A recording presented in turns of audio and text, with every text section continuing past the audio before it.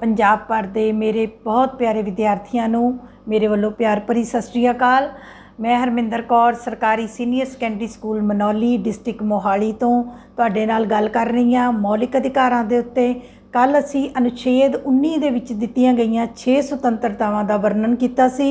अज असी बच्चे अगे करांगे मौलिक अधिकारां दी गल कि अनुच्छेद 19 दे विच ही बच्चे एक होर सुतंत्रता शामिल की गई है, राष्ट्रीय झंडा लहराउण की सुतंत्रता कि भारत के नागरिक किसी फंक्शन या किसी मौके पर राष्ट्रीय झंडा लहरा सकते हैं, पर उस समय सारे नियमों का पालन करना होगा। उस तो अगे आ गया बच्चे अनुच्छेद 20 दे विच जुर्म विच पकड़े जान ते सुरक्षा। वेरी वेरी इंपॉर्टेंट कि जे कोई बंदे ने कोई जुर्म कर लिया, पुलिस ने उसनू अरेस्ट कर लिया, ਤਾਂ भी उन्होंने कई तरीके के अधिकार प्राप्त ने। फॉर एग्जाम्पल कि एक बंदे नू एक जुर्म के लिए इक्को समय ते एक बारी ही सज़ा दी जा सकती है। दूसरी गल कि किसी बंदे नू अपने विरुद्ध गवाही देने लिए मजबूर नहीं किया जा सकता। ये नहीं कि कुट कट के पुलिस उन्होंने अपने विरुद्ध गवाही देने के लिए मजबूर करे, अजिहा नहीं किया जा सकता। या एक बंदे नू एक जुर्म के लिए एक तो वध वार सज़ा नहीं दी जा सकती।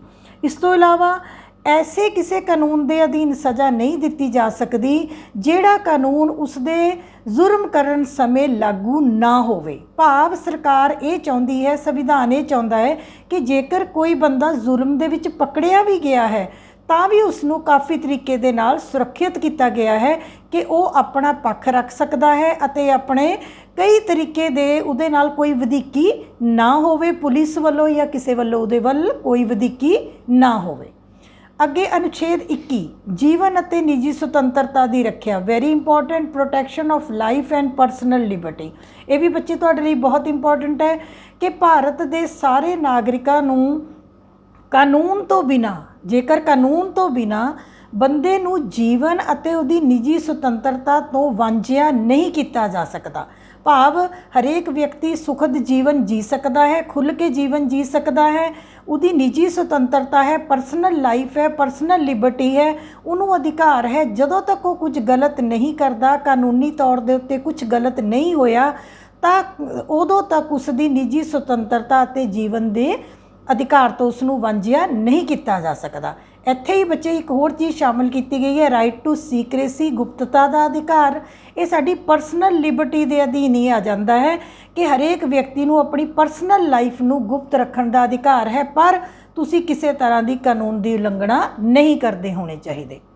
इहदे विच ही बच्चे अनुच्छेद 21 दे विच एक बहुत important, very very very important है, मुफ्त अते लाजमी सिक्ख्या का अधिकार, right to free and compulsory education. ये बच्चे याद रखना है। ये कदों शुरू होया सी? दिसंबर 2002 दे विच 86वीं सोध की गई भारतीय संविधान दे विच।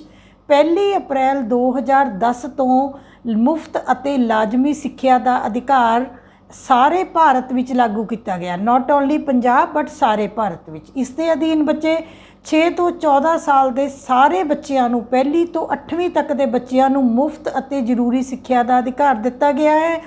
अते प्राइवेट स्कूलों के 20-25% सीटां जो हैं वो इकनोमिकली बैकवर्ड क्लासिस के लिए रिजर्व कीतियां गई हैं। सो तुहाडे स्कूलों के विच जो 1 तो 8वीं तक की मुफ्त विद्या चल रही है बच्चे, वो इसे अधिकार के राही शामिल की गई है। इहदे ते तुहानूं इंडिविजुअल क्वेश्चन भी आ सकता है। उस तो अगे आ गया बच्चे अनुच्छेद 22 आर्टिकल 22। इहदे विच की है कि जे मान लो कोई बंदा गिरफ्तार भी हो गया, कि मान लो एक बंदा गिरफ्तार हो गया तो उन्होंने किद्दां दी सुरक्षा दी गई है। तो ये है कि जे किसी कोई बंदा गिरफ्तार हो जाता है तो पहला गिरफ्तार करन तो पहला पुलिस नूं उन्होंने कारण दसना पैंदा है, वारंट दिखाने पैंदे हैं। दूसरी गल, जे कोई बंदा पुलिस ने गिरफ्तार किया तो उस बंदे नूं 24 घंटे के अंदर अंदर अदालत के सामने पेश करना पैंदा है। तीसरी गल, जे अदालत उहदा दोष देखेगी, अदालत उस आधार पर उसनूं रिहा भी कर सकती है जेकर दोष ना होवे। जेकर दोष कोई घट है जमानत भी दे सकती है, जां अदालत उसनूं जेल के अंदर रखण का हुक्म भी जारी कर सकती है। सो बच्चे ये जिहड़ा है ये सारा बहुत जरूरी अधिकार है, तुहानूं पता होना चाहिए है। रब ना करे कदे कोई गिरफ्तारी करनी हो जाए या गिरफ्तार हो जाए तो पुलिस उस समय पुलिस ने की करना है अते तुहानूं की ज्ञान होना चाहिए है। ਇਸ ਤੋਂ ਇਲਾਵਾ ਬੱਚੇ ਕੀ ਹੈ ਕਿ ਜਿਹੜੇ ਸਾਡੇ ਆਤੰਕਵਾਦੀ ਨੇ ਜਾਂ ਕੋਈ ਅਜਿਹੇ ਵਿਅਕਤੀ ਜਿਹੜੇ ਕਿ ਦੇਸ਼ ਦੀ ਸ਼ਾਂਤੀ ਦੇ ਲਈ ਖਤਰਾ ਨੇ, ਉਹਨਾਂ ਨੂੰ ਬੇਟੇ ਨਜ਼ਰਬੰਦੀ ਕਾਨੂੰਨ ਦੇ ਅਧੀਨ ਹੋ ਸਕਦਾ ਹੈ ਉਹਨਾਂ ਉੱਤੇ ਇਹ ਸਾਰੇ ਨਿਯਮ ਲਾਗੂ ਨਾ ਹੋਣ, ਉਹਨਾਂ ਨੂੰ ਅਦਾਲਤਾਂ ਸਾਹਮਣੇ ਨਾ ਪੇਸ਼ ਕੀਤਾ ਜਾਵੇ। ਇਹ ਪੋਟਾ ਦੇ ਅਧੀਨ ਕਈ ਕਾਨੂੰਨ ਨੇ ਬੱਚੇ, ਡਿਟੇਲ ਦੇ ਵਿੱਚ ਕਾਫੀ ਕੁਛ ਹੈ। ਇਹ ਜਦ ਤੁਸੀਂ ਵੱਡੀ ਕਲਾਸਿਸ ਵਿੱਚ ਜਾਓਗੇ ਤੁਸੀਂ ਇਹ ਸਾਰਾ ਦੇਖੋ। ਅਦਰਵਾਈਜ਼ ਭਾਰਤੀ ਨਾਗਰਿਕਾਂ ਨੂੰ ਗ੍ਰਿਫਤਾਰ ਹੋਣ 'ਤੇ ਵੀ ਕਈ ਤਰੀਕੇ ਦੇ ਅਧਿਕਾਰ ਦਿੱਤੇ ਗਏ ਹਨ। ਤੀਸਰਾ ਬੱਚੇ ਸਾਡਾ ਵੈਰੀ ਇੰਪੋਰਟੈਂਟ ਅਧਿਕਾਰ ਹੈ ਸ਼ੋਸ਼ਣ ਦੇ ਵਿਰੁੱਧ ਅਧਿਕਾਰ। ਇਹਦੇ ਵਿੱਚ ਕੀ ਹੈ ਕਿ ਅਨੁਛੇਦ 23 ਦੇ ਵਿੱਚ ਇਹ ਕਿਹਾ ਗਿਆ ਹੈ ਕਿ ਨਾ ਤਾਂ ਮਨੁੱਖਾਂ ਦਾ ਵਪਾਰ ਕੀਤਾ ਜਾਏਗਾ ਅਤੇ ਨਾ ਹੀ ਕਿਸੇ ਤੋਂ ਜ਼ਬਰਦਸਤੀ ਮਜ਼ਦੂਰੀ ਕਰਵਾਈ ਜਾ ਸਕਦੀ ਹੈ। ਮਨੁੱਖਾਂ ਦੇ ਵਪਾਰ ਵਿੱਚ ਇਸਤਰੀਆਂ ਦਾ ਵਪਾਰ ਹੋ ਜਾਂਦਾ ਹੈ, ਕਈ ਵਾਰ ਮਨੁੱਖ ਨੂੰ ਗਰੀਬਾਂ ਨੂੰ ਵੇਚ ਹੀ ਦਿੱਤਾ ਜਾਂਦਾ ਹੈ, ਗੁਲਾਮ ਬਣਾ ਲਿਆ ਜਾਂਦਾ ਹੈ, ਸਾਰੀ ਉਮਰ ਉਹਨਾਂ ਤੋਂ ਕੰਮ ਕਰਾਇਆ ਜਾਂਦਾ ਹੈ। ਅਜਿਹੇ ਸਾਰਿਆਂ ਦੀ ਜੋ ਹੈ ਉਹ ਮਨਾਹੀ ਕੀਤੀ ਗਈ ਹੈ ਅਨੁਛੇਦ 23 ਦੇ ਅਨੁਸਾਰ। ਅਨੁਛੇਦ 24 ਵਿੱਚ ਕੀ ਹੈ, ਬਾਲ ਮਜ਼ਦੂਰੀ ਦੀ ਮਨਾਹੀ। ਬਾਲ ਮਜ਼ਦੂਰੀ ਮੈਨੇ 14 ਸਾਲ ਤੋਂ ਘੱਟ ਉਮਰ ਦੇ ਬੱਚਿਆਂ ਤੋਂ ਕਿਸੇ ਵੀ ਤਰੀਕੇ ਦਾ ਖਤਰਨਾਕ ਕੰਮ, ਖਾਨਾਂ ਦੇ ਵਿੱਚ ਕੰਮ ਜਾਂ ਕੋਈ ਅਜਿਹਾ ਕੰਮ ਜਿਹੜਾ ਉਹਨਾਂ ਦੀ ਸਿਹਤ ਲਈ ਹਾਨੀਕਾਰਕ ਹੈ, ਜਾਂ ਬਿਨਾਂ ਪੈਸੇ ਦਿੱਤੇ ਕੰਮ ਜਾਂ ਨਜਾਇਜ਼ ਕੋਈ ਵੀ ਕੰਮ, 14 ਸਾਲ ਤੋਂ ਘੱਟ ਉਮਰ ਦੇ ਬੱਚਿਆਂ ਤੋਂ ਬਾਲ ਮਜ਼ਦੂਰੀ, ਈਵਨ ਕਿ ਘਰਾਂ ਵਿੱਚ ਨੌਕਰ ਰੱਖਣਾ ਵੀ 14 ਸਾਲ ਦੇ ਬੱਚਿਆਂ ਦੀ ਉਹਨਾਂ ਦੀ ਮਰਜ਼ੀ ਤੋਂ ਬਿਨਾਂ ਮਜਬੂਰੀ ਨੂੰ ਦੇਖਦੇ ਹੋਏ, ਇਹ ਸਾਰੇ ਵੀ ਕਾਨੂੰਨੀ ਅਪਰਾਧ ਹਨ। ਭਾਵ ਭਾਰਤੀ ਨਾਗਰਿਕਾਂ ਦਾ ਕਿਸੇ ਤਰੀਕੇ ਦੇ ਨਾਲ ਸ਼ੋਸ਼ਣ ਨਾ ਕੀਤਾ ਜਾਵੇ। ਅਗਲਾ ਸਾਡਾ ਰਾਈਟ ਹੈ ਬੱਚੇ ਧਾਰਮਿਕ ਸੁਤੰਤਰਤਾ ਦਾ ਅਧਿਕਾਰ, right to religious freedom, article 25 to 28। ਇਹ ਸਾਰੀ ਸਾਡੀ ਧਾਰਮਿਕ ਸੁਤੰਤਰਤਾਵਾਂ ਨੇ। ਇਹਦੇ ਉੱਤੇ ਤੁਹਾਨੂੰ ਇੰਡੀਵਿਜੂਅਲ ਕੁਐਸਚਨ ਵੀ ਆ ਜਾਂਦਾ ਹੈ। ਜਿਵੇਂ ਅਨੁਛੇਦ 25 ਦੇ ਵਿੱਚ ਹੈ ਕਿ ਭਾਰਤ ਦਾ ਹਰੇਕ ਨਾਗਰਿਕ ਕਿਸੇ ਵੀ ਧਰਮ ਨੂੰ ਮੰਨ ਸਕਦਾ ਹੈ ਅਤੇ ਆਪਣੇ ਧਰਮ ਦਾ ਪ੍ਰਚਾਰ ਕਰ ਸਕਦਾ ਹੈ, ਪਰ ਦੂਜੇ ਧਰਮ ਦੀ ਨਿੰਦਾ ਨਹੀਂ ਕਰ ਸਕਦਾ, ਦੂਜੇ ਧਰਮ ਦੇ ਖਿਲਾਫ ਨਹੀਂ ਬੋਲ ਸਕਦਾ। ਉਸ ਤੋਂ ਅਗਲੀ ਗੱਲ ਆਰਟੀਕਲ 26 ਧਾਰਮਿਕ ਮਾਮਲਿਆਂ ਦਾ ਸੁਤੰਤਰ ਪ੍ਰਬੰਧ ਕਰਨ ਦੀ ਸੁਤੰਤਰਤਾ, ਕਿ ਭਾਵੇਂ ਸਿੱਖ ਹਨ, ਹਿੰਦੂ ਹਨ, ਮੁਸਲਮਾਨ ਹਨ, ਈਸਾਈ ਹਨ, ਉਹ ਆਪਣੇ ਧਾਰਮਿਕ ਮਾਮਲਿਆਂ ਦਾ ਪ੍ਰਬੰਧ ਕਰ ਸਕਦੇ ਨੇ, ਸੰਸਥਾਵਾਂ ਬਣਾ ਸਕਦੇ ਨੇ, ਪ੍ਰਚਾਰ ਕਰ ਸਕਦੇ ਨੇ, ਪਰ ਉਹ ਕਿਸੇ ਧਰਮ ਦਾ ਨੁਕਸਾਨ ਨਹੀਂ ਕਰਨਗੇ। ਇਹ ਸੁਤੰਤਰਤਾ ਦਾ ਮਤਲਬ ਹੈ ਤੁਸੀਂ ਆਪਣੇ ਲਈ ਜੋ ਮਰਜ਼ੀ ਕਰੋ, ਆਪਣੇ ਧਰਮ ਦੇ ਵਿਕਾਸ ਲਈ ਕਰੋ, ਆਪਣੀ ਉਪਾਸਨਾ ਕਰੋ, ਧਰਮ ਦੇ ਉੱਤੇ ਪ੍ਰਚਾਰ ਕਰੋ, ਫੇਥ ਕਰੋ, ਪਰ ਤੁਸੀਂ ਦੂਜੇ ਦੇ ਧਰਮ ਦੀ ਕੋਈ ਨਿਖੇਧੀ ਨਹੀਂ ਕਰਨੀ। ਅਨੁਛੇਦ 27 ਕਿਸੇ ਵੀ ਧਰਮ ਦੇ ਪ੍ਰਚਾਰ ਲਈ ਟੈਕਸ ਦੇਣ ਦੀ ਸੁਤੰਤਰਤਾ। ਇਹ ਬੱਚੇ ਜਿਵੇਂ ਪੁਰਾਣੇ ਸਮੇਂ ਵਿੱਚ ਔਰੰਗਜ਼ੇਬ ਦੇ ਸਮੇਂ ਵਿੱਚ ਹਿੰਦੂਆਂ ਦੇ ਉੱਤੇ ਜਜ਼ੀਆ ਟੈਕਸ ਲਗਾਇਆ ਜਾਂਦਾ ਸੀ ਕਿ ਜੇ ਤੁਸੀਂ ਹਿੰਦੂ ਬਣ ਕੇ ਰਹਿਣਾ ਚਾਹੁੰਦੇ ਹੋ ਤਾਂ ਤੁਹਾਨੂੰ ਟੈਕਸ ਦੇਣਾ ਪਏਗਾ। ਉਸ ਚੀਜ਼ ਨੂੰ ਖਤਮ ਕੀਤਾ ਗਿਆ ਹੈ ਕਿ ਭਾਰਤ ਵਿੱਚ ਕੋਈ ਵੀ ਬੰਦਾ ਕਿਸੇ ਵੀ ਧਰਮ ਨੂੰ ਅਪਣਾਵੇ, ਉਹਨੂੰ ਆਪਣੇ ਧਰਮ ਦੇ ਪ੍ਰਸਾਰ ਦੇ ਲਈ ਕਿਸੇ ਤਰੀਕੇ ਦਾ ਟੈਕਸ ਨਹੀਂ ਦੇਣਾ ਪਵੇਗਾ। ਅਨੁਛੇਦ 28 ਸਰਕਾਰੀ ਸੰਸਥਾਵਾਂ ਵਿੱਚ ਧਾਰਮਿਕ ਸਿੱਖਿਆ ਦੀ ਮਨਾਹੀ। ਸਰਕਾਰੀ ਸੰਸਥਾਵਾਂ ਬੱਚੇ, ਸਰਕਾਰੀ ਸੰਸਥਾਵਾਂ ਤੁਹਾਡੇ ਸਕੂਲ, ਸਰਕਾਰੀ ਕਾਲਜ, ਸਰਕਾਰੀ ਜਗ੍ਹਾ ਦੇ ਉੱਤੇ ਜ਼ਬਰਦਸਤੀ ਕਿਸੇ ਨੂੰ ਧਾਰਮਿਕ ਸਿੱਖਿਆ ਨਹੀਂ ਦਿੱਤੀ ਜਾ ਸਕਦੀ। ਜਿਵੇਂ ਤੁਸੀਂ ਆਪਣੇ ਸਕੂਲ 'ਚ ਪੜ੍ਹਦੇ ਹੋ, ਹਾਂ ਤੁਸੀਂ ਸ਼ਬਦ ਪ੍ਰੇਅਰ 'ਚ ਗਾਉਂਦੇ ਹੋ ਬੱਚੇ, ਤੁਸੀਂ ਕਹੋਗੇ ਅਸੀਂ ਸ਼ਬਦ ਗਾਉਂਦੇ ਹਾਂ, ਅਸੀਂ ਗੁਰਪੁਰਬ ਮਨਾਉਂਦੇ ਹਾਂ, ਇਸੇ ਤਰੀਕੇ ਨਾਲ ਅਸੀਂ ਬਾਕੀ ਧਰਮਾਂ ਦੇ ਦਿਨ ਵੀ ਮਨਾਉਂਦੇ ਹਾਂ, ਪਰ ਕਿਸੇ ਵੀ ਸਰਕਾਰੀ ਸੰਸਥਾ ਦੇ ਵਿੱਚ ਬੱਚਿਆਂ ਨੂੰ ਜ਼ਬਰਦਸਤੀ ਧਾਰਮਿਕ ਸਿੱਖਿਆ ਨਹੀਂ ਦਿੱਤੀ ਜਾ ਸਕਦੀ। ਹਾਂ ਜੇ ਕੋਈ ਪ੍ਰਾਈਵੇਟ ਹੈ, ਗੁਰੂ ਨਾਨਕ ਇੰਸਟੀਟਿਊਸ਼ਨ ਹੈ, ਮੁਸਲਮਾਨਾਂ ਦੀ ਕੋਈ ਇੰਸਟੀਟਿਊਸ਼ਨ ਹੈ, ਸਨਾਤਨ ਧਰਮ ਸਭਾ ਹੈ, ਉਹ ਸਨਾਤਨ ਧਰਮ ਦਾ ਸਕੂਲ ਹੈ, ਤਾਂ ਬੱਚੇ ਉਹ ਧਾਰਮਿਕ ਸਿੱਖਿਆ ਦੇ ਸਕਦੇ ਹਨ, ਪਰ ਸਰਕਾਰੀ ਵਿੱਚ ਕਿਸੇ ਨੂੰ ਕੋਈ ਧਾਰਮਿਕ ਸਿੱਖਿਆ ਜਬਰਨ ਨਹੀਂ ਦਿੱਤੀ ਜਾ ਸਕਦੀ। ਇਹ ਸਾਰਾ ਹੈ ਸਾਡਾ ਅਨੁਛੇਦ 25 ਤੋਂ ਲੈ ਕੇ 28 ਤੱਕ ਦੇ ਅਧਿਕਾਰ। ਉਸ ਤੋਂ ਅੱਗੇ ਆ ਗਿਆ ਸੱਭਿਆਚਾਰਕ ਅਤੇ ਵਿਦਿਅਕ ਅਧਿਕਾਰ, ਅਨੁਛੇਦ 29 ਅਤੇ 30। ਇਹ ਕੀ ਹੈ ਕਿ ਭਾਰਤ ਵਿੱਚ ਵੱਖ-ਵੱਖ ਧਰਮਾਂ, ਜਾਤਾਂ ਦੇ ਲੋਕ ਰਹਿੰਦੇ ਹਨ। ਘੱਟ ਗਿਣਤੀਆਂ ਵੀ ਰਹਿੰਦੀਆਂ ਹਨ, ਜਿਵੇਂ ਹਿੰਦੂ ਬਹੁਤ ਗਿਣਤੀ 'ਚ ਹਨ, ਸਿੱਖ, ਮੁਸਲਮਾਨ, ਈਸਾਈ, ਬੋਧੀ ਘੱਟ ਗਿਣਤੀ 'ਚ ਹਨ। ਇਸੇ ਤਰੀਕੇ ਨਾਲ ਭਾਰਤ ਦੀਆਂ ਘੱਟ ਗਿਣਤੀਆਂ ਨੂੰ ਉਹਨਾਂ ਦਾ ਸੱਭਿਆਚਾਰ ਬਚਾਉਣ ਦੇ ਲਈ ਅਤੇ ਵਿਦਿਅਕ ਅਧਿਕਾਰ ਦੇਣ ਦੇ ਲਈ ਇਹ ਅਧਿਕਾਰ ਲਾਗੂ ਕੀਤਾ ਗਿਆ ਹੈ। ਅਨੁਛੇਦ 19 'ਚ ਕਿਹਾ ਹੈ ਕਿ ਭਾਰਤ ਦੀਆਂ ਘੱਟ ਗਿਣਤੀਆਂ ਆਪਣੇ ਹਿੱਤਾਂ ਦੀ ਰਾਖੀ ਦੇ ਲਈ ਆਪਣੀਆਂ ਵਿਦਿਅਕ ਸੰਸਥਾਵਾਂ ਖੋਲ੍ਹ ਸਕਦੀਆਂ ਹਨ। कोई भी चाहे हिंदू होण, मुसलमान होण, ईसाई होण, पादरी होण, जैनी होण, बुद्धी होण, कोई भी होवे, घट गिणती वाले अपने धर्म दे अपनी घट गिणती अपने विस्तार दे लई विद्यक संस्थावां ਦੇ ਵਿੱਚ ਦਾਖਲਾ ਕਰਾ ਸਕਦੇ ਨੇ, ਵਿਦਿਅਕ ਸੰਸਥਾਵਾਂ ਖੋਲ੍ਹ ਸਕਦੇ ਹਨ। ਇਸੇ ਤਰੀਕੇ ਦੇ ਨਾਲ ਅਨੁਛੇਦ 30 ਵਿੱਚ ਲਿਖਿਆ ਗਿਆ ਹੈ ਕਿ ਹਰੇਕ ਘੱਟ ਗਿਣਤੀ ਮੀਨਸ ਜਿਹੜੇ ਦੂਜਿਆਂ ਦੇ ਮੁਕਾਬਲੇ ਵਿੱਚ ਘੱਟ ਹਨ, ਘੱਟ ਗਿਣਤੀਆਂ ਨੂੰ ਜਦੋਂ ਵਿਦਿਅਕ ਸੰਸਥਾਵਾਂ ਉਹ ਸਥਾਪਿਤ ਕਰਨਗੇ, ਈਸਾਈਆਂ ਦੇ ਬੇਟੇ ਵੀ ਈਸਾਈ ਕਰ ਸਕਦੇ ਨੇ, ਹਿੰਦੂ ਕਰ ਸਕਦੇ ਨੇ, ਭਾਰਤ ਦੇ ਵਿੱਚ ਚਲੋ ਹਿੰਦੂ ਤਾਂ ਬਹੁਤ ਗਿਣਤੀ 'ਚ ਨੇ, ਸਿੱਖ ਕਰ ਸਕਦੇ ਆ, ਮੁਸਲਮਾਨ ਕਰ ਸਕਦੇ ਆ, ਤਾਂ ਜੇ ਉਹ ਸਰਕਾਰੀ ਆਪਣੀ ਕੋਈ ਸੰਸਥਾ ਸਥਾਪਿਤ ਕਰ ਰਹੇ ਹੈ ਘੱਟ ਗਿਣਤੀ ਵਾਲੇ, ਤਾਂ ਸਰਕਾਰ ਜਦ ਵੈਸੇ ਤਾਂ ਸਰਕਾਰ ਉਹਨਾਂ ਨੂੰ ਸਹਾਇਤਾ ਦਿੰਦੀ ਨਹੀਂ, ਪਰ ਜੇ ਸਰਕਾਰ ਉਹਨਾਂ ਨੂੰ ਏਡ ਦੇ ਰਹੀ ਹੈ, ਸਰਕਾਰ ਤੋਂ ਏਡ ਪ੍ਰਾਪਤ ਕਰ ਰਹੇ ਨੇ, ਤਾਂ ਸਰਕਾਰ ਕਿਸੇ ਖਾਸ ਧਰਮ ਦੇ ਨਾਲ ਕੋਈ ਵਿਤਕਰਾ ਨਹੀਂ ਕਰ ਸਕਦੀ। ਭਾਵ ਜੇ ਸਰਕਾਰ ਵੀ ਏਡ ਦੇਗੀ ਤਾਂ ਧਰਮ ਦੇ ਆਧਾਰ 'ਤੇ ਕਿਸੇ ਘੱਟ ਗਿਣਤੀ ਦੇ ਨਾਲ ਕੋਈ ਵਿਤਕਰਾ ਨਹੀਂ ਕੀਤਾ ਜਾਏਗਾ। ਭਾਵ ਜਿਹੜੇ ਭਾਰਤ ਦੇ ਸੱਭਿਆਚਾਰਕ ਅਤੇ ਤੌਰ ਦੇ ਉੱਤੇ ਘੱਟ ਗਿਣਤੀ ਲੋਕ ਨੇ, ਘੱਟ ਗਿਣਤੀ ਸਾਡੇ ਜੋ ਵੀ ਸਾਡੇ ਧਰਮ ਜਾਤ ਕਿਸੇ ਆਧਾਰ 'ਤੇ ਘੱਟ ਗਿਣਤੀ ਨੇ, ਉਹ ਆਪਣੇ ਸੱਭਿਆਚਾਰ ਦਾ ਪੂਰਾ ਵਿਕਾਸ ਕਰ ਸਕਦੇ ਹੈ, ਵਿਦਿਅਕ ਸੰਸਥਾਵਾਂ ਖੋਲ੍ਹ ਸਕਦੇ ਹੈ, ਉੱਥੇ ਦਾਖਲੇ ਦੇ ਸਕਦੇ ਹੈ। ਸਰਕਾਰ ਉਹਨਾਂ ਨੂੰ ਜੇ ਸਹਾਇਤਾ ਦੇਗੀ ਤਾਂ ਬਰਾਬਰ ਦੇਗੀ, ਉਸ ਸਮੇਂ ਸਰਕਾਰ ਕੋਈ ਕਿਸੇ ਨਾਲ ਵਿਤਕਰਾ ਨਹੀਂ ਕਰ ਸਕਦੀ। ਸੋ ਇਹ ਤੁਸੀਂ ਨੋਟ ਕਰ ਲੈਣਾ ਅਨੁਛੇਦ 29 ਅਤੇ 30। ਉਸ ਤੋਂ ਅੱਗੇ ਬੱਚੇ ਅਨੁਛੇਦ 31 ਮੈਂ ਤੁਹਾਨੂੰ ਦੱਸ ਕੇ ਹਟੀ ਹੈ ਕਿ ਉਹ ਰਾਈਟ ਟੂ ਪ੍ਰੋਪਰਟੀ ਹੈ, ਉਹ ਅਸੀਂ ਅੱਗੇ ਡਿਸਕਸ ਕਰਾਂਗੇ। ਹੁਣ ਆ ਗਿਆ ਅਨੁਛੇਦ 32 ਸੰਵਿਧਾਨਕ ਉਪਚਾਰਾਂ ਦਾ ਅਧਿਕਾਰ, ਰਾਈਟ ਟੂ ਕੌਨਸਟੀਟਿਊਸ਼ਨਲ ਰੈਮੇਡੀਜ਼, ਆਰਟੀਕਲ 32। ਇੱਥੇ ਬੱਚੇ ਮੈਂ ਤੁਹਾਨੂੰ ਜ਼ਰੂਰ ਦੱਸਾਂਗੀ ਕਿ ਇਹ ਅਧਿਕਾਰ ਭਾਰਤ ਦੇ ਦਿੱਤੇ ਮੌਲਿਕ ਅਧਿਕਾਰਾਂ ਵਿੱਚ ਸਭ ਤੋਂ ਇੰਪੋਰਟੈਂਟ ਅਧਿਕਾਰ ਹੈ। ਤੁਹਾਨੂੰ 1 ਨੰਬਰ 'ਚ ਪੁੱਛਿਆ ਜਾ ਸਕਦਾ ਹੈ।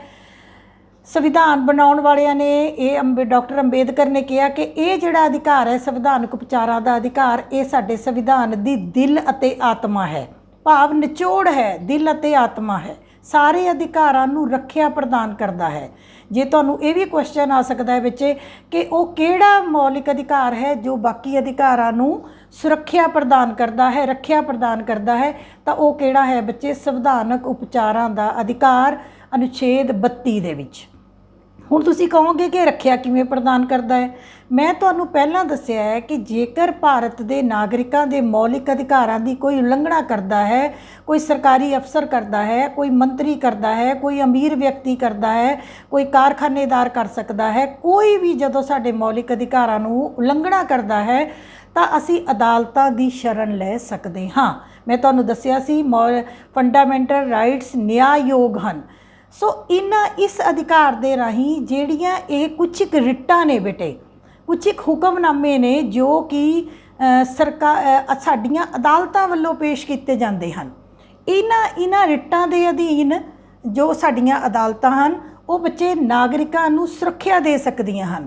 ਇਹਨਾਂ ਰਿਟਾਂ ਬਾਰੇ ਬਹੁਤ ਡਿਟੇਲ ਜੇ ਤੁਸੀਂ ਪੜ੍ਹਨੀ ਹੋਵੇ ਤਾਂ ਤੁਸੀਂ ਨੈੱਟ ਤੋਂ ਵੀ ਦੇਖ ਸਕਦੇ ਹੋ ਜਾਂ ਸੀਨੀਅਰ ਕਲਾਸਿਸ 'ਚ ਆਉਣਗੀਆਂ। ਹਲੇ ਮੈਂ ਤੁਹਾਨੂੰ ਥੋੜ੍ਹਾ ਦੱਸ ਸਕਦੀ ਹਾਂ ਕਿ ਬੰਦੀ ਪ੍ਰਤੱਖਣ ਦਾ ਹੁਕਮਨਾਮਾ, ਰਿਟ ਆਫ ਹੈਬੀਅਸ ਕਾਰਪਸ, ਇਹਦਾ ਮਤਲਬ ਹੈ ਸਾਡੇ ਸਾਹਮਣੇ ਸਰੀਰ ਨੂੰ ਪੇਸ਼ ਕਰੋ। ਇਹਦੇ 'ਚ ਕੀ ਹੈ ਬੇਟੇ ਬੰਦੀ ਪ੍ਰਤੱਖਣ ਦੇ ਵਿੱਚ ਕਿ ਇਹਦੇ ਵਿੱਚ ਜਿਹੜੀ ਉੱਪਰਲੀ ਅਦਾਲਤ ਹੈ, ਜਦੋਂ ਕਿਸੇ ਬੰਦੇ ਨੂੰ ਗ੍ਰਿਫਤਾਰ ਕੀਤਾ ਜਾਂਦਾ ਹੈ, ਮੈਂ ਤੁਹਾਨੂੰ ਦੱਸਿਆ, ਤਾਂ ਉਸ ਸਮੇਂ ਉਸ ਨੂੰ ਅਦਾਲਤ ਇਹ ਕਹਿ ਸਕਦੀ ਹੈ ਕਿ ਉਸ ਵਿਅਕਤੀ ਨੂੰ ਸਾਡੇ ਸਾਹਮਣੇ ਪੇਸ਼ ਕੀਤਾ ਜਾਵੇ। ਪੁਲਿਸ ਉਸ ਨੂੰ ਗਾਇਬ ਨਹੀਂ ਕਰ ਸਕਦੀ, ਪੁਲਿਸ ਨੂੰ ਉਹ ਬੰਦਾ 24 ਘੰਟੇ ਦੇ ਅੰਦਰ ਅਦਾਲਤ ਦੇ ਸਾਹਮਣੇ ਪੇਸ਼ ਕਰਨਾ ਪੈਂਦਾ ਹੀ ਪੈਂਦਾ ਹੈ। ਇਸ ਤੋਂ ਇਲਾਵਾ ਬੇਟੇ ਅਗਲਾ ਹੈਗਾ ਬੰਦੀ ਪ੍ਰਤੱਖਣ ਪਰਮ ਆਦੇਸ਼ ਦਾ ਹੁਕਮ, ਰਿਟ ਆਫ ਮੈਂਡਮਸ। ਰਿਟ ਆਫ ਮੈਂਡਮਸ ਇਹਦਾ ਮਤਲਬ ਹੈ ਅਸੀਂ ਹੁਕਮ ਦਿੰਦੇ ਹਾਂ, ਅਸੀਂ ਹੁਕਮ ਦਿੰਦੇ ਹਾਂ ਦੇ ਅਧੀਨ ਕੀ ਹੈ ਕਿ ਕੋਈ ਵੀ ਉੱਪਰਲੀ ਅਦਾਲਤ ਆਪਣੇ ਤੋਂ ਹੇਠਲੀ ਅਦਾਲਤ ਨੂੰ ਹੁਕਮ ਦੇ ਸਕਦੀ ਹੈ, ਜਾਂ ਕੋਈ ਵੀ ਅਦਾਲਤ ਕਿਸੇ ਸਰਕਾਰੀ ਅਫਸਰ ਨੂੰ, ਕਿਸੇ ਸਰਕਾਰੀ ਅਧਿਕਾਰੀ ਨੂੰ ਜਾਂ ਕਿਸੇ ਉੱਚ ਅਧਿਕਾਰੀ ਨੂੰ ਹੁਕਮ ਦੇ ਸਕਦੀ ਹੈ ਅਤੇ ਉਹ ਕੰਮ ਕਰਨ ਲਈ ਕਹਿ ਸਕਦੀ ਹੈ ਜਿਹੜਾ ਕੰਮ ਕੀਤਾ ਜਾਣਾ ਜ਼ਰੂਰੀ ਹੋਵੇ। ਭਾਵ ਜੇ ਕੋਈ ਸਰਕਾਰੀ ਅਧਿਕਾਰੀ, ਮੰਤਰੀ ਜਾਂ ਕੋਈ ਵੀ ਬੰਦਾ ਜਿਹੜਾ ਆਪਣੇ ਹੁਕਮ ਦੀ ਗਲਤ ਪਾਲਣਾ ਕਰ ਰਿਹਾ ਹੋਵੇ ਤਾਂ ਇਸ ਰਿਟ ਦੇ ਰਾਹੀਂ ਅਦਾਲਤਾਂ ਉਸ ਨੂੰ ਹੁਕਮ ਦੇ ਸਕਦੀਆਂ ਹਨ ਕਿ ਉਹ ਆਪਣੇ ਕੰਮ ਦੇ ਜੋ ਹੈ ਉਹ ਆਪਣੇ ਕੰਮ ਨੂੰ ਸਹੀ ਤਰੀਕੇ ਦੇ ਨਾਲ ਕਰਨ। ਨੰਬਰ 3 ਆ ਗਿਆ ਮਨਾਹੀ ਹੁਕਮ। ਮਨਾਹੀ ਹੁਕਮਨਾਮਾ ਰਿਟ ਆਫ ਪ੍ਰੋਹਿਬਿਸ਼ਨ। ਪ੍ਰੋਹਿਬਿਸ਼ਨ ਮੈਨੇ ਮਨਾ ਕਰਨਾ, ਮਨਾਹੀ ਹੁਕਮਨਾਮਾ। ਇਸ ਦੇ ਵਿੱਚ ਕੀ ਹੈ ਕਿ ਇਹਦੇ ਵਿੱਚ ਬੇਟੇ ਕੋਈ ਵੀ ਉੱਪਰ ਦੀ ਅਦਾਲਤ ਛੋਟੀ ਅਦਾਲਤ ਨੂੰ ਜਾਂ ਕਿਸੇ ਸਰਕਾਰੀ ਅਫਸਰ ਨੂੰ ਕਿਸੇ ਕੰਮ ਕਰਨ ਤੋਂ ਮਨਾ ਕਰ ਸਕਦੀ ਹੈ। ਕਿਹੜੇ ਕੰਮ ਕਰਨ ਤੋਂ ਮਨਾ ਕਰ ਸਕਦੀ ਹੈ? ਜਿਹੜਾ ਉਸ ਦੇ ਅਧਿਕਾਰ ਖੇਤਰ ਵਿੱਚ ਨਾ ਹੋਵੇ। ਮੰਨ ਲਓ ਕਿ ਕਿਸੇ ਸਰਕਾਰੀ ਅਫਸਰ ਨੇ, ਕਿਸੇ ਮੰਤਰੀ ਨੇ, ਕਿਸੇ ਉੱਚ ਅਧਿਕਾਰੀ ਨੇ ਕੋਈ ਐਸਾ ਹੁਕਮ ਦੇਤਾ ਜਿਹੜਾ ਉਹ ਨਹੀਂ ਦੇ ਸਕਦਾ ਸੀ, ਜਾਂ ਕੋਈ ਹੇਠਲੀ ਅਦਾਲਤ ਨੇ ਕੁਛ ਅਜਿਹਾ ਕਰਤਾ ਜੋ ਨਹੀਂ ਕਰ ਸਕਦੀ ਸੀ, ਉਹਦੇ ਅਧਿਕਾਰ ਖੇਤਰ ਵਿੱਚ ਨਹੀਂ ਹੈ, ਤਾਂ ਉੱਚ ਅਦਾਲਤ ਉਸ ਨੂੰ ਮਨਾਹੀ ਹੁਕਮ ਜਾਰੀ ਕਰਕੇ ਉਹ ਕੰਮ ਕਰਨ ਤੋਂ ਰੋਕ ਸਕਦੀ ਹੈ। ਅੱਗੇ ਆ ਗਿਆ ਬੱਚੇ ਅਧਿਕਾਰ ਪੁੱਛਣ ਦਾ ਹੁਕਮਨਾਮਾ writ of quo warranto. Writ of quo warranto, ਤੁਹਾਨੂੰ ਕੀ ਹੱਕ ਹੈ, ਤੁਹਾਨੂੰ ਕੀ ਹੱਕ ਹੈ। ਇਹ ਬੱਚੇ ਕੀ ਹੈ, ਇਹਦੇ ਵਿੱਚ ਕੀ ਹੈ ਕਿ ਇਸ ਆਦੇਸ਼ ਦੇ ਰਾਹੀਂ ਕਿਸੇ ਵੀ ਨਿਯੁਕਤ ਜਾਂ ਚੁਣੇ ਹੋਏ ਅਫਸਰ ਤੋਂ ਇਹ ਪੁੱਛਿਆ ਜਾ ਸਕਦਾ ਹੈ ਕਿ ਉਸਨੇ ਆਪਣੀ ਪਦਵੀ ਦੇ ਵਿੱਚ ਜੋ ਆਦੇਸ਼ ਦਿੱਤਾ ਹੈ ਉਸ ਨੂੰ ਕੀ ਹੁਕਮ ਹੈ ਇਹ ਆਦੇਸ਼ ਦੇਣ ਦਾ। ਕੀ ਮਤਲਬ ਕਿ ਕੋਈ ਵੀ ਅਧਿਕਾਰੀ, ਕੋਈ ਅਫਸਰ, ਕੋਈ ਸਰਕਾਰੀ ਅਧਿਕਾਰੀ, ਕੋਈ ਉੱਚ ਅਧਿਕਾਰੀ ਕੋਈ ਐਸਾ ਆਦੇਸ਼ ਦੇ ਦੇਵੇ ਜਿਹੜਾ ਉਹ ਨਹੀਂ ਦੇ ਸਕਦਾ ਸੀ, ਉਸ ਨੂੰ ਹੱਕ ਨਹੀਂ ਸੀ, ਤਾਂ ਅਦਾਲਤ ਵਿੱਚ ਜਦੋਂ ਰਿਟ ਹੋ ਜਾਂਦੀ ਹੈ ਤਾਂ ਅਦਾਲਤ ਉਸ ਨੂੰ ਪੁੱਛ ਸਕਦੀ ਹੈ ਕਿ ਤੁਹਾਨੂੰ ਕੀ ਹੱਕ ਹੈ, ਤੁਸੀਂ ਅਜਿਹਾ ਹੁਕਮ ਕਿਵੇਂ ਦੇਤਾ, ਅਤੇ ਉਸ ਦੇ ਹੁਕਮ ਨੂੰ ਰੱਦ ਵੀ ਕੀਤਾ ਜਾ ਸਕਦਾ ਹੈ। ਉਸ ਤੋਂ ਅੱਗੇ ਬੱਚੇ ਹੈਗਾ ਉਤਪ੍ਰੇਖਣ ਹੁਕਮਨਾਮਾ ਰਿਟ ਆਫ ਸੈਟੀਓਰੇਰੀ। ਰਿਟ ਆਫ ਸੈਟੀਓਰੇਰੀ ਇਹਦੇ 'ਚ ਕੀ ਹੈ ਕਿ ਅਧਿਕ ਜਾਣਕਾਰੀ ਪ੍ਰਾਪਤ ਕਰਨਾ, ਟੂ ਬੀ ਫੁੱਲੀ ਇਨਫੋਰਮਡ। ਇਹਦੇ ਵਿੱਚ ਕੀ ਹੈ ਕਿ ਇਸ ਆਦੇਸ਼ ਦੇ ਰਾਹੀਂ ਕੋਈ ਵੀ ਉੱਚ ਅਦਾਲਤ ਆਪਣੇ ਤੋਂ ਹੇਠਲੀ ਅਦਾਲਤ ਦੇ ਵਿੱਚ ਰਿਕਾਰਡ ਆਪਣੇ ਕੋਲ ਮੰਗਵਾ ਸਕਦੀ ਹੈ। ਮੰਨ ਲਓ ਕੋਈ ਹੇਠਲੀ ਅਦਾਲਤ ਵਿੱਚ ਮੁਕੱਦਮਾ ਚੱਲ ਰਿਹਾ ਹੋਵੇ ਤਾਂ ਉਸ ਤੋਂ ਉੱਪਰਲੀ ਅਧਿਕਾਰ ਅਦਾਲਤ, ਜਿਵੇਂ ਜ਼ਿਲ੍ਹੇ ਦੀ ਅਦਾਲਤ ਤੋਂ ਉੱਤੇ ਉੱਚ ਅਦਾਲਤ ਦੇ ਉੱਤੇ ਸੁਪਰੀਮ ਕੋਰਟ, ਉਸ ਤੋਂ ਜਾਣਕਾਰੀ ਉਹ ਮੁਕੱਦਮਾ ਆਪਣੇ ਕੋਲ ਵੀ ਮੰਗਾ ਸਕਦੀ ਹੈ ਅਤੇ ਉਸ ਤੋਂ ਜਾਣਕਾਰੀ ਲੈ ਸਕਦੀ ਹੈ ਕਿ ਇਸ ਮੁਕੱਦਮੇ ਸੰਬੰਧੀ ਤੁਸੀਂ ਕੀ ਕਰ ਰਹੇ ਹੋ, ਕਿਵੇਂ ਕਰ ਰਹੇ ਹੋ, ਕਿਸ ਹੁਕਮ ਦੇ ਨਾਲ ਕਰ ਰਹੇ ਹੋ। ਭਾਵ ਕਹਿਣ ਤੋਂ ਭਾਵ ਇਹ ਹੈ ਬੱਚੇ ਕਿ ਸਾਰੇ ਦੇ ਸਾਰੇ ਜੋ ਸਾਰੀਆਂ ਰਿਟਸ ਨੇ, ਤੁਹਾਨੂੰ ਮੈਨੂੰ ਲੱਗਦਾ ਹੈ ਕਿ ਜ਼ਰੂਰ ਤੁਹਾਨੂੰ ਇਹ ਟਫ ਲੱਗਿਆ ਹੋਵੇਗਾ, ਕਿਉਂਕਿ ਬੇਟੇ ਇਹ ਕਾਫੀ ਜ਼ਿਆਦਾ ਹੈ ਹੀ ਟਫ। ਤੁਸੀਂ ਸਿਰਫ ਇੰਨਾ ਯਾਦ ਰੱਖੋ ਹਲੇ ਕਿ ਇਹ ਰਿਟਾਂ ਕੌਣ ਜਾਰੀ ਕਰਦਾ ਹੈ? ਇਹ ਅਦਾਲਤਾਂ ਜਾਰੀ ਕਰਦੀਆਂ ਹਨ। ਕਦੋਂ ਜਾਰੀ ਕਰਦੀਆਂ ਹਨ? ਜਦੋਂ ਕੋਈ ਨਾਗਰਿਕ ਆਪਣੇ ਮੌਲਿਕ ਅਧਿਕਾਰਾਂ ਦੀ ਉਲੰਘਣਾ ਦੀ ਸ਼ਿਕਾਇਤ ਲੈ ਕੇ ਅਦਾਲਤ ਕੋਲ ਜਾਂਦਾ ਹੈ। ਕਦੋਂ ਜਾਰੀ ਕਰਦੀਆਂ ਹਨ? ਜਦੋਂ ਕਿਸੇ ਨਾਗਰਿਕ ਦੇ ਮੌਲਿਕ ਅਧਿਕਾਰਾਂ ਦੀ ਉਲੰਘਣਾ ਹੋਵੇ, ਚਾਹੇ ਉਹ ਅਦਾਲਤ ਵੱਲੋਂ ਹੋਵੇ, ਛੋਟੀ ਅਦਾਲਤ ਵੱਲੋਂ, ਚਾਹੇ ਉਹ ਸਰਕਾਰੀ ਅਧਿਕਾਰੀ ਵੱਲੋਂ ਹੋਵੇ, ਚਾਹੇ ਉੱਚ ਅਧਿਕਾਰੀ ਵੱਲੋਂ ਹੋਵੇ, ਚਾਹੇ ਉਹਦੇ ਆਪਣੇ ਬੌਸ ਵੱਲੋਂ ਹੋਵੇ, ਚਾਹੇ ਕਿਸੇ ਮੰਤਰੀ ਵੱਲੋਂ ਹੋਵੇ, ਚਾਹੇ ਕਿਸੇ ਵਿਅਕਤੀ ਵੱਲੋਂ ਹੋਵੇ। ਜਦੋਂ ਕਿਸੇ ਨੂੰ ਲੱਗੇ ਮੇਰੇ ਮੌਲਿਕ ਅਧਿਕਾਰਾਂ ਦੀ ਉਲੰਘਣਾ ਹੋਈ ਹੈ ਤਾਂ ਉਹ ਅਦਾਲਤ ਵਿੱਚ ਜਾ ਕੇ ਜਿਵੇਂ ਕੇਸ ਦਾਇਰ ਕਰਦਾ ਹੈ, ਉਸ ਸਮੇਂ ਅਦਾਲਤ ਇਹ ਰਿਟਾਂ ਜਾਰੀ ਕਰਦੀ ਹੈ। ਸੋ ਤੁਸੀਂ ਇਹ ਵਕੀਲਾਂ ਦੇ ਲਈ ਰਹਿਣ ਦਿਓ। ਥੋੜ੍ਹੀ ਜਿਹੀ ਤੁਹਾਨੂੰ ਜਾਣਕਾਰੀ ਇਹ ਹੋਣੀ ਚਾਹੀਦੀ ਹੈ ਕਿ ਜੇ ਸਾਡੇ ਮੌਲਿਕ ਅਧਿਕਾਰਾਂ ਦੀ ਉਲੰਘਣਾ ਹੋਏਗੀ ਤਾਂ ਅਸੀਂ ਅਦਾਲਤ ਦੀ ਸ਼ਰਨ ਲੈ ਸਕਦੇ ਹਾਂ। ਬਾਕੀ ਅਦਾਲਤਾਂ ਦਾ ਕੰਮ ਹੈ, ਅਦਾਲਤਾਂ ਇਹ ਰਿਟਾਂ ਜਾਰੀ ਕਰਕੇ ਨਾਗਰਿਕਾਂ ਨੂੰ ਆਦੇਸ਼ ਦੇ ਸਕਦੀਆਂ ਹਨ ਅਤੇ ਇਨਸਾਫ ਦਿਵਾ ਸਕਦੀਆਂ ਹਨ। ਇਸੇ ਕਰਕੇ ਸੰਵਿਧਾਨਕ ਉਪਚਾਰਾਂ ਦੇ ਅਧਿਕਾਰ ਨੂੰ ਸੰਵਿਧਾਨ ਦੀ ਦਿਲ ਅਤੇ ਆਤਮਾ ਕਿਹਾ ਗਿਆ ਹੈ ਅਤੇ ਇਹ ਮੌਲਿਕ ਅਧਿਕਾਰਾਂ ਨੂੰ ਸੁਰੱਖਿਆ ਪ੍ਰਦਾਨ ਕਰਦਾ ਹੈ। ਸੋ ਇੰਨਾ ਜਾਣਕਾਰੀ ਤੁਹਾਡੇ +1 ਦੇ ਲਈ ਬੱਚੇ ਮੈਨੂੰ ਲੱਗਦਾ ਹੈ ਬਹੁਤ ਹੈ। ਇਸ ਤੋਂ ਅਸੀਂ ਅੱਗੇ ਗੱਲ ਕਰਾਂਗੇ ਸੰਪत्ति ਦਾ ਅਧਿਕਾਰ, ਜਿਹੜਾ ਮੈਂ ਤੁਹਾਨੂੰ ਬਾਰ-ਬਾਰ ਕਹਿ ਰਹੀ ਹਾਂ ਕਿ ਰਾਈਟ ਟੂ ਪ੍ਰਾਪਰਟੀ ਪਹਿਲਾਂ 7 ਅਧਿਕਾਰ ਸੀ, ਹੁਣ 6 ਰਹਿ ਗਏ ਹੈ। ਸੋ ਕਿਸੇ ਸਮੇਂ ਜਦੋਂ ਭਾਰਤ ਆਜ਼ਾਦ ਹੋਇਆ ਸੀ, ਸੰਵਿਧਾਨ ਦੇ ਲਾਗੂ ਹੋਣ ਸਮੇਂ ਸਾਡੇ ਕੋਲ 7 ਅਧਿਕਾਰ ਸੀ। ਉਹਦੇ ਵਿੱਚ ਅਨੁਛੇਦ 30 ਦੇ ਵਿੱਚ ਅਧਿਕਾਰ ਸੀ ਸੰਪत्ति ਦਾ ਅਧਿਕਾਰ, ਰਾਈਟ ਟੂ ਪ੍ਰਾਪਰਟੀ। ਹੁਣ ਬੱਚੇ ਕੀ ਹੈ, ਸੰਪत्ति ਦੇ ਅਧਿਕਾਰ ਨੂੰ ਮੌਲਿਕ ਅਧਿਕਾਰਾਂ ਵਿੱਚੋਂ ਕੱਢ ਕੇ ਇੱਕ ਆਮ ਕਾਨੂੰਨੀ ਅਧਿਕਾਰ ਬਣਾ ਦਿੱਤਾ ਗਿਆ ਹੈ। ਤੁਸੀਂ ਕਹੋਗੇ ਕਦੋਂ ਬਣਾਇਆ? ਇਹ ਤੁਸੀਂ ਨੋਟ ਕਰੋ। ਪਹਿਲਾਂ ਇਹ ਅਨੁਛੇਦ 31 ਦੇ ਵਿੱਚ ਸ਼ਾਮਲ ਸੀ, ਕਿਉਂਕਿ ਦੇਖੋ ਜੇ ਤੁਸੀਂ ਪਿੱਛੇ ਚੱਲੀਏ ਤਾਂ ਇਸ ਤੋਂ ਬਾਅਦ ਤੁਸੀਂ ਦੇਖੋ 29-30 ਤੋਂ ਬਾਅਦ, ਤੁਸੀਂ ਨੋਟ ਕਰੋ 29-30 ਤੋਂ ਬਾਅਦ ਮੈਂ ਸਿੱਧਾ 32 ਦੇ ਉੱਤੇ ਆ ਗਈ ਸੀ। ਕਿਉਂਕਿ 31 ਅਨੁਛੇਦ ਦੇ ਵਿੱਚ ਕੀ ਸੀ? ਸੰਪत्ति ਦਾ ਅਧਿਕਾਰ। 44ਵੀਂ ਅਮੈਂਡਮੈਂਟ ਸੰਵਿਧਾਨ ਵਿੱਚ 44ਵੀਂ ਸੋਧ ਜੋ ਕਿ 78-79 ਵਿੱਚ ਹੋਈ, ਉਸ ਦੇ ਰਾਹੀਂ ਸੋਧ ਦੇ ਰਾਹੀਂ ਸੰਪत्ति ਦੇ ਅਧਿਕਾਰ ਨੂੰ ਮੌਲਿਕ ਅਧਿਕਾਰਾਂ ਵਿੱਚੋਂ ਕੱਢ ਦਿੱਤਾ ਗਿਆ ਅਤੇ ਕਾਨੂੰਨੀ ਅਧਿਕਾਰ ਇੱਕ ਆਮ ਕਾਨੂੰਨੀ ਅਧਿਕਾਰ ਬਣਾ ਦਿੱਤਾ ਗਿਆ। ਇਸ ਲਈ ਹੁਣ ਭਾਰਤ ਦੇ ਮੌਲਿਕ ਅਧਿਕਾਰਾਂ ਦੀ ਗਿਣਤੀ 6 ਹੈ। ਹੁਣ ਤੁਸੀਂ ਕਹੋਗੇ ਸੰਪत्ति ਦਾ ਅਧਿਕਾਰ ਖਤਮ ਨਹੀਂ ਕੀਤਾ ਬੇਟੇ, ਸਿਰਫ ਮੌਲਿਕ ਅਧਿਕਾਰਾਂ ਚੋਂ ਕੱਢ ਕੇ ਹੁਣ ਇਹ ਸੰਵਿਧਾਨ ਦੇ ਆਰਟੀਕਲ 300A ਦੇ ਵਿੱਚ ਸ਼ਾਮਲ ਹੈ। ਇਹ ਤੁਹਾਡਾ ਜਨਰਲ ਨੌਲੇਜ ਦਾ ਕੁਐਸਚਨ ਹੈ ਜੋ ਕਿ ਆਮ ਕਰਕੇ ਪੁੱਛਿਆ ਜਾਂਦਾ ਹੈ ਕਿ ਸੰਪत्ति ਦੇ ਅਧਿਕਾਰ ਦਾ ਕੀ ਬਣਿਆ। ਉਸ ਨੂੰ ਖਤਮ ਨਹੀਂ ਕੀਤਾ। ਮੈਂ ਤੁਹਾਨੂੰ ਸ਼ੁਰੂ 'ਚ ਦੱਸਿਆ ਸੀ ਕਿ ਪਾਰਲੀਮੈਂਟ ਸੰਵਿਧਾਨ ਜੋ ਹੈ, ਪਾਰਲੀਮੈਂਟ ਉਹ ਮੌਲਿਕ ਅਧਿਕਾਰਾਂ ਵਿੱਚ ਸਮੇਂ-ਸਮੇਂ 'ਤੇ ਸੋਧ ਕਰ ਸਕਦੀ ਹੈ।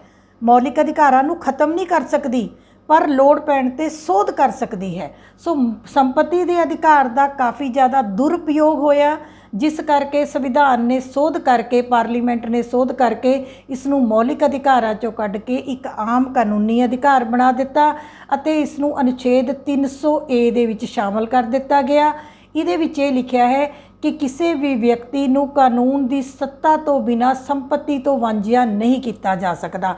ਭਾਵ ਭਾਰਤ ਦੇ ਨਾਗਰਿਕ ਆਪਣੀ ਪ੍ਰਾਪਰਟੀ ਬਣਾ ਸਕਦੇ ਹਨ, ਸੰਪत्ति ਬਣਾ ਸਕਦੇ ਹਨ, ਸਭ ਕੁਝ ਕਰ ਸਕਦੇ ਹਨ। ਪਰ ਜੇ ਤੁਸੀਂ ਕਹੋ ਅਸੀਂ ਕਾਲਾ ਧਨ ਇਕੱਠਾ ਕਰ ਲਈਏ, ਅਸੀਂ ਗੈਰ ਕਾਨੂੰਨੀ ਸੰਪत्ति ਬਣਾ ਲਈਏ, ਜਿਵੇਂ ਕਿ ਸਾਡੇ ਦੇਸ਼ ਦੇ ਵਿੱਚ ਆਮ ਰਿਵਾਜ ਹੈ ਕਿ ਆਪਣੇ ਨੌਕਰਾਂ ਦੇ, ਕੁੱਤਿਆਂ ਬਿੱਲੀਆਂ ਦੇ ਨਾਮ ਦੇ ਉੱਤੇ ਵੀ ਪ੍ਰਾਪਰਟੀਆਂ ਸ਼ੋਅ ਹੋ ਜਾਂਦੀਆਂ ਨੇ। ਸੋ ਇਹਨਾਂ ਚੀਜ਼ਾਂ ਨੂੰ ਠੱਲ ਪਾਉਣ ਦੇ ਲਈ ਇਸ ਅਧਿਕਾਰ ਨੂੰ ਮੌਲਿਕ ਅਧਿਕਾਰਾਂ ਵਿੱਚੋਂ ਕੱਢਿਆ ਗਿਆ। ਸੋ ਤੁਸੀਂ ਕਾਨੂੰਨ ਦੇ ਅਨੁਸਾਰ ਸਹੀ ਤਰੀਕੇ ਦੇ ਨਾਲ ਸ਼ੋਅ ਕਰਕੇ ਆਪਣਾ ਵਾਈਟ ਪੈਸਾ, ਆਪਣੀ ਇਨਕਮ ਬਿਲਕੁਲ ਕਲੀਅਰ, ਗਵਰਨਮੈਂਟ ਤੁਹਾਨੂੰ ਪੁੱਛ ਸਕਦੀ ਹੈ ਇੰਨੀ ਪ੍ਰਾਪਰਟੀ ਹੈ, ਕਿੱਥੋਂ ਆਈ, ਕਿਵੇਂ ਬਣੀ, ਕਿੱਧਰੋਂ ਪੈਸਾ ਆਇਆ, ਕਿਹੜਾ ਗਿਆ ਕਿਤੇ, ਇਹ ਸਾਰੇ ਦੀ ਜਾਣਕਾਰੀ ਸਰਕਾਰ ਨੂੰ ਹੋਣੀ ਜ਼ਰੂਰੀ ਹੈ। ਸੋ ਬੱਚੇ ਇਹ ਰਾਈਟ ਟੂ ਪ੍ਰਾਪਰਟੀ ਹੈ। ਉਸ ਤੋਂ ਅਗਲਾ ਇੱਕ ਬਹੁਤ ਇੰਪੋਰਟੈਂਟ ਰਾਈਟ ਹੈ ਸੂਚਨਾ ਦਾ ਅਧਿਕਾਰ। ਇਸ ਨੂੰ ਅਸੀਂ ਅਲੱਗ ਰਾਈਟ ਨਹੀਂ ਕਹਾਂਗੇ ਬੇਟੇ, ਪਰ ਇਹ ਸਾਡਾ ਬਹੁਤ ਹੀ ਇੰਪੋਰਟੈਂਟ ਰਾਈਟ ਹੈ। ਮੈਨੂੰ ਲੱਗਦਾ ਹੈ ਦੱਸਣਾ ਤੁਹਾਡੇ ਲਈ ਬਹੁਤ ਜ਼ਿਆਦਾ ਜ਼ਰੂਰੀ ਹੈ। ਸੂਚਨਾ ਦਾ ਅਧਿਕਾਰ ਜੋ ਹੈ ਇਹ ਬੱਚੇ ਕਿਸੇ ਅਨੁਛੇਦ ਵਿੱਚ ਸ਼ਾਮਲ ਨਹੀਂ ਕੀਤਾ ਗਿਆ। ਇਹ ਭਾਰਤ ਵਿੱਚ 2005 ਤੋਂ ਲਾਗੂ ਕੀਤਾ ਗਿਆ। ਵੈਰੀ ਇੰਪੋਰਟੈਂਟ ਜਨਰਲ ਨੌਲੇਜ ਦਾ question. Right to information, short form ਹੈ RTI, ਰਾਈਟ ਟੂ ਇਨਫੋਰਮੇਸ਼ਨ, ਸੂਚਨਾ ਦਾ ਅਧਿਕਾਰ। ਕਦੋਂ ਲਾਗੂ ਕੀਤਾ ਗਿਆ? 2005 ਤੋਂ। ਕਿੱਥੇ ਲਾਗੂ ਕੀਤਾ ਗਿਆ? ਸਾਰੇ ਭਾਰਤ ਵਿੱਚ ਲਾਗੂ ਕੀਤਾ ਗਿਆ। ਇਸ ਦੇ ਅਧੀਨ 2 ਤਰ੍ਹਾਂ ਦੇ ਕਮਿਸ਼ਨ ਬਣਾਏ ਗਏ ਨੇ। ਪਹਿਲਾ ਹੈ ਸੈਂਟਰਲ ਇਨਫੋਰਮੇਸ਼ਨ ਕਮਿਸ਼ਨ, ਦੂਸਰਾ ਹੈ ਸਟੇਟ ਇਨਫੋਰਮੇਸ਼ਨ ਕਮਿਸ਼ਨ, ਭਾਵ ਕੇਂਦਰੀ ਸੂਚਨਾ ਕਮਿਸ਼ਨ ਅਤੇ ਰਾਜ ਸੂਚਨਾ ਕਮਿਸ਼ਨ। ਕੇਂਦਰੀ ਮੀਨਸ ਸਾਰੇ ਭਾਰਤ ਦਾ ਸਾਂਝਾ, ਰਾਜ ਮੀਨਸ ਰਾਜ ਦਾ, ਹਰੇਕ ਰਾਜ ਦਾ। ਇਸ ਰਾਈਟ ਬਾਰੇ ਬੱਚੇ ਮੈਂ ਤੁਹਾਨੂੰ ਜ਼ਰੂਰ ਦੱਸਣਾ ਚਾਹਾਂਗੀ। ਸੂਚਨਾ ਦੇ ਅਧਿਕਾਰ ਨੂੰ, ਤੁਸੀਂ ਪੋਲੀਟੀਕਲ ਸਾਇੰਸ ਦੇ ਵਿਦਿਆਰਥੀ ਹੋ। ਸੂਚਨਾ ਦਾ ਅਧਿਕਾਰ ਬੱਚੇ ਇੱਕ ਐਸਾ ਅਧਿਕਾਰ ਹੈ ਜਿਸ ਦੇ ਅਧੀਨ ਭਾਰਤ ਦਾ ਹਰੇਕ ਨਾਗਰਿਕ ਮੀਨਸ ਹਰੇਕ ਨਾਗਰਿਕ, ਭਾਰਤ ਦਾ ਹਰੇਕ ਨਾਗਰਿਕ ਕਿਸੇ ਵੀ ਸਰਕਾਰੀ ਸੰਸਥਾ ਤੋਂ, ਕੋਈ ਸਕੂਲ, ਕੋਈ ਦਫ਼ਤਰ, ਕੋਈ ਕਿਸੇ ਤਰੀਕੇ ਦੀ ਕੋਈ ਸੰਸਥਾ, ਸਰਕਾਰੀ ਕੋਈ ਵੀ ਸਰਕਾਰੀ ਅਦਾਰਾ, ਇੱਥੋਂ ਤੱਕ ਕਿ ਸਾਡੀਆਂ ਪੰਚਾਇਤਾਂ, ਸਾਡੀਆਂ ਨਗਰ ਪਾਲਿਕਾਵਾਂ, ਸਾਡੇ ਵਿਧਾਨ ਮੰਡਲ, ਕਿਸੇ ਵੀ ਜਗ੍ਹਾ ਤੋਂ ਕਿਸੇ ਵੀ ਤਰ੍ਹਾਂ ਦੀ ਸੂਚਨਾ ਜੇ ਕੋਈ ਚਾਹੁੰਦਾ ਹੈ ਤਾਂ ਉਹ ਸੂਚਨਾ ਪ੍ਰਾਪਤ ਕਰ ਸਕਦਾ ਹੈ। ਇਹਦੇ ਲਈ ਬੇਟੇ ਇੱਕ ਪ੍ਰੋਸੀਜਰ ਹੈ, ਸਿੰਪਲ ਜਿਹਾ ਇੱਕ ਫਾਰਮ ਹੁੰਦਾ ਹੈ, ਮੈਂ ਤੁਹਾਨੂੰ ਜ਼ਰੂਰ ਦੱਸਾਂਗੀ।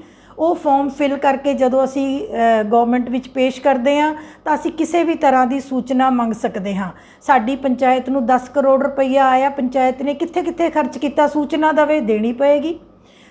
ਸਾਲ ਇੰਨੇ ਦੇ ਵਿੱਚ ਅਨੁਸੂਚਿਤ ਜਾਤੀ ਦੇ ਬੱਚਿਆਂ ਨੂੰ ਇੰਨੇ ਕਰੋੜ ਰੁਪਈਆ ਵਜੀਫਾ ਆਇਆ, ਉਹਦੀ ਵੰਡ ਕਿੱਦਾਂ ਕੀਤੀ ਗਈ, ਸਹੀ ਕੀਤੀ ਕਿ ਨਹੀਂ ਕੀਤੀ, ਉਹਦੀ ਸਾਰੀ ਡਿਟੇਲ ਦਿੱਤੀ ਜਾਵੇ, ਦੇਣਾ ਪੈਂਦਾ ਹੈ।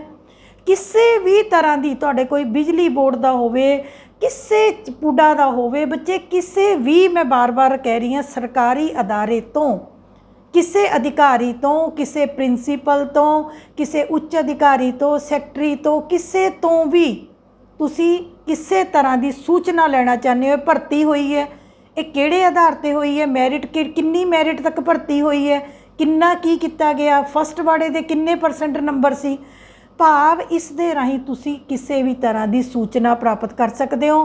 ਫਾਰਮ ਫਿਲ ਕੀਤਾ ਜਾਂਦਾ ਹੈ ਅਤੇ 30 ਦਿਨ ਦੇ ਅੰਦਰ ਅੰਦਰ ਬੱਚੇ ਤੁਹਾਨੂੰ ਸੂਚਨਾ ਲੈਣੀ ਪੈਂਦੀ ਹੈ। ਇਹ ਸੂਚਨਾ ਤੁਹਾਨੂੰ 30 ਦਿਨ ਦੇ ਅੰਦਰ ਅੰਦਰ ਉਸ ਸਰਕਾਰੀ ਅਦਾਰੇ ਨੂੰ ਤੁਹਾਨੂੰ ਸੂਚਨਾ ਦੇਣੀ ਪੈਂਦੀ ਹੈ। ਇਹ ਵੀ ਸਾਡੇ ਲਈ ਬਹੁਤ ਹੀ ਇੰਪੋਰਟੈਂਟ ਰਾਈਟ ਹੈ, ਰਾਈਟ ਟੂ ਇਨਫੋਰਮੇਸ਼ਨ। ਇਸੇ ਤਰੀਕੇ ਦੇ ਨਾਲ ਬੱਚੇ ਮੌਲਿਕ ਅਧਿਕਾਰ ਤੁਸੀਂ ਸਾਰੇ ਕੀਤੇ ਨੇ, ਤੁਹਾਨੂੰ ਇਹ ਪਤਾ ਹੋਣਾ ਚਾਹੀਦਾ ਹੈ ਇੱਕ ਮੁਫਤ ਅਤੇ ਜ਼ਰੂਰੀ ਸਿੱਖਿਆ ਦਾ ਅਧਿਕਾਰ ਵੀ ਤੁਹਾਡੇ ਲਈ ਵੈਰੀ ਇੰਪੋਰਟੈਂਟ ਹੈ, ਕਿਉਂਕਿ ਇਹ ਸਾਡੇ ਭਾਰਤ ਵਿੱਚ ਲਾਗੂ ਹੈ ਅਤੇ ਤੁਹਾਨੂੰ ਪਤਾ ਹੈ 1 ਤੋਂ 8ਵੀਂ ਤੱਕ ਭਾਰਤ ਦੇ ਹਰੇਕ ਬੱਚੇ ਨੂੰ ਇਹ ਰਾਈਟ ਹੈ ਕਿ ਉਹ ਸਿੱਖਿਆ ਪ੍ਰਾਪਤ ਕਰ ਸਕਦਾ ਹੈ, ਮੁੱਢਲੀ ਸਿੱਖਿਆ, ਅਤੇ ਇਹਦੇ ਲਈ ਉਹਨੂੰ ਕੋਈ ਖਰਚਾ, ਕਿਤਾਬਾਂ, ਫੀਸ ਕਿਸੇ ਤਰ੍ਹਾਂ ਦੀ ਉਸਨੇ ਨਹੀਂ ਦੇਣੀ ਹੁੰਦੀ। ਸੋ ਮਾਤਾ ਪਿਤਾ ਨੂੰ ਵੀ ਇਹ ਕਰਤੱਵ ਸੌਂਪਿਆ ਗਿਆ ਹੈ ਕਿ ਆਪਣੇ ਬੱਚਿਆਂ ਦੀ ਪੜ੍ਹਾਈ ਦੇ ਲਈ ਉਹ ਤਤਪਰ ਰਹਿਣ। ਸੋ ਬੱਚੇ ਮੌਲਿਕ ਅਧਿਕਾਰਾਂ ਦੇ ਬਾਰੇ 'ਚ ਮੈਂ ਨਿਚੋੜ ਦੇ ਤੌਰ 'ਤੇ ਉੱਤੇ ਤੁਹਾਨੂੰ ਇਹ ਜ਼ਰੂਰ ਦੱਸਣਾ ਚਾਹਾਂਗੀ ਕਿ ਮੌਲਿਕ ਅਧਿਕਾਰ ਸਾਡੇ ਸੰਵਿਧਾਨ ਦੀ ਬਹੁਤ ਹੀ ਜ਼ਰੂਰੀ ਕੜੀ ਹੈ, ਇੱਕ ਮਜ਼ਬੂਤ ਕੜੀ ਹੈ। ਸੋ ਗਿਣਤੀ ਦੇ ਵਿੱਚ ਪਹਿਲਾਂ ਇਹ 7 ਸਨ, ਹੁਣ ਇਹ ਸਾਡੇ ਕੋਲ 6 ਮੌਲਿਕ ਅਧਿਕਾਰ ਹਨ। ਜੋ ਮੁਫਤ ਅਤੇ ਜ਼ਰੂਰੀ ਸਿੱਖਿਆ ਦਾ ਅਧਿਕਾਰ ਹੈ ਉਹ ਵੀ ਸੁਤੰਤਰਤਾ ਦੇ ਅਧਿਕਾਰ ਦਾ ਹਿੱਸਾ ਹੈ। ਇਸ ਤਰ੍ਹਾਂ ਅਨੁਛੇਦ 19 ਦੇ ਵਿੱਚ ਦਿੱਤੀਆਂ ਹੋਈਆਂ 6 ਸੁਤੰਤਰਤਾਵਾਂ, 6 ਕਿ ਤੁਸੀਂ ਆਪਣਾ ਸੰਘ ਬਣਾ ਸਕਦੇ ਹੋ, ਵਿਚਾਰ ਪੇਸ਼ ਕਰ ਸਕਦੇ ਹੋ, ਇਕੱਠੇ ਹੋ ਸਕਦੇ ਹੋ, ਕੋਈ ਰੁਜ਼ਗਾਰ ਕਰ ਸਕਦੇ ਹੋ, ਕੋਈ ਧੰਦਾ ਕਰ ਸਕਦੇ ਹੋ, ਸ਼ਾਂਤਮਈ ਤਰੀਕੇ ਦੇ ਨਾਲ ਅਸੈਂਬਲ ਹੋ ਸਕਦੇ ਹੋ, ਭਾਰਤ ਦੇ ਕਿਸੇ ਹਿੱਸੇ 'ਚ ਘੁੰਮ ਸਕਦੇ ਹੋ, ਕਿਤੇ ਨਿਵਾਸ ਸਥਾਨ ਬਣਾ ਸਕਦੇ ਹੋ।